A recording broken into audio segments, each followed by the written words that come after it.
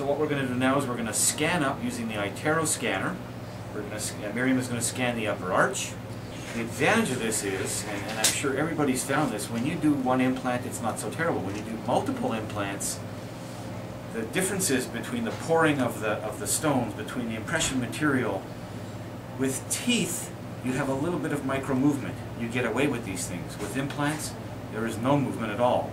So your fits must be absolutely perfect. The iTero scanner and using digital scanning allows us to accomplish that. Since using the iTero scanner almost all the time, I have a perfect fit.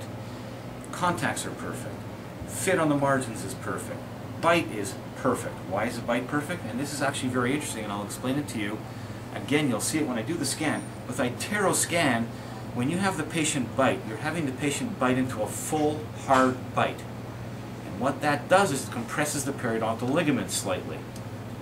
By compressing the periodontal ligament slightly, we have a much more accurate, on a hard bite by the patient, we have a much more accurate bite surface.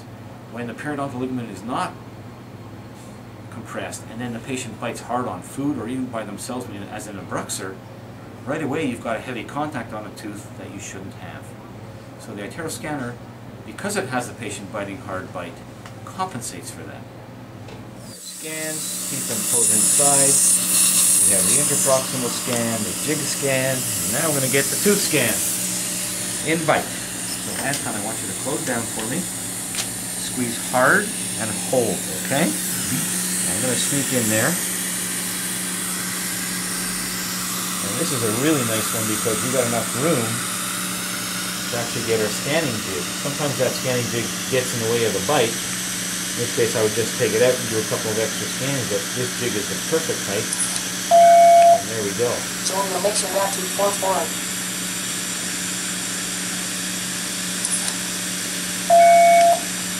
Guided scanning is done. You can now continue to review or take additional scans. And there it is. Let's have a look-see.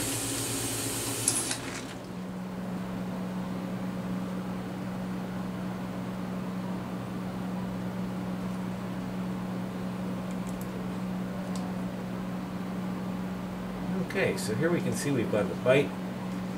The missing data that you see here is actually, it's there. It's there? It's there. The data is there. I know this because I can see the data pictures. back then, they will process it. They will process it, and you can take multiple pictures to try to get it to fill in, and all you end up doing is putting a lot of data in there, which tends to confuse the machine. So once you get comfortable with using this, you realize that if you've seen it in your eye, which I have, you know the data is there. It just doesn't come up on the initial processing. So I'm not particularly concerned about that. I was concerned the first time we looked at this, and I'm not anymore. This is great. And we can see the bite is there. We've got a good solid bite. If you look actually through, you can see where he hits. There's the contact points. So we're in good shape here. We've got a good scan of our jig.